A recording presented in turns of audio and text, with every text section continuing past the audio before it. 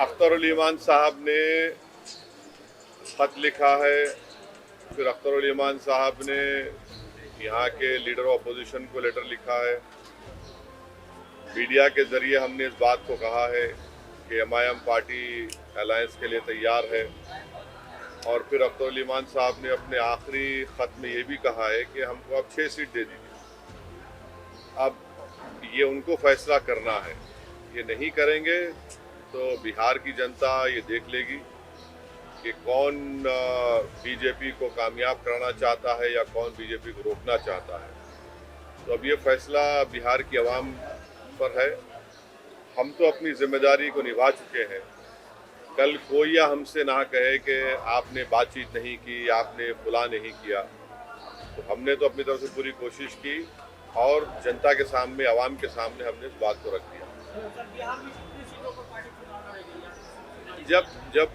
जब लिस्ट जारी होगी तो आपको पता चल जाएगा। सर, एक आई लव मोहम्मद कहने पर जो है पूरा बवाल है, उस पर क्या कहेंगे सर? देखिए, ये शुरू हुआ था कानपुर में। वहाँ के शायद एडीजीपी, एडिशनल डीजीपी ने कहा कि कोई नया पोस्टर नहीं लगा सकते। तो उसके बाद हमने सोशल मीडिया पर कहा कि हम इस बात को मानते हैं कि मोहम्मद सल्लल्लाहु अलैहि वसल्लम से हम मोहब्बत करते हैं। हर मुसलमान मोहम्मद सल्लल्लाहु अलैहि वसल्लम से मोहब्बत करता है, इसलिए कि उसके ईमान का हिस्सा है।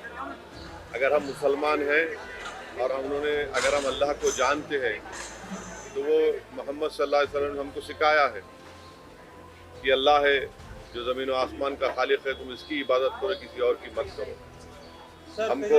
हमको उन्होंने बताया है कि तुम्हारा ईमान उस वक्त तक मुकम्मल नहीं हो सकता जब तक कि तुम मोहम्मद सल्लल्लाहु अलैहि वसल्लम को अपनी दुनिया की हर चीज़ ज़्यादा नहीं चाहोगे।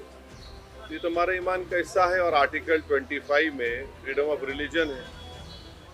तो संविधान में फंडामेंटल राइट है, इसको आप कैसा छीन सकेंगे किसी से? और ये क्या बात है कि नया पोस्टर कैसा लगाए जो यूपी में क्या गलत है एकदम।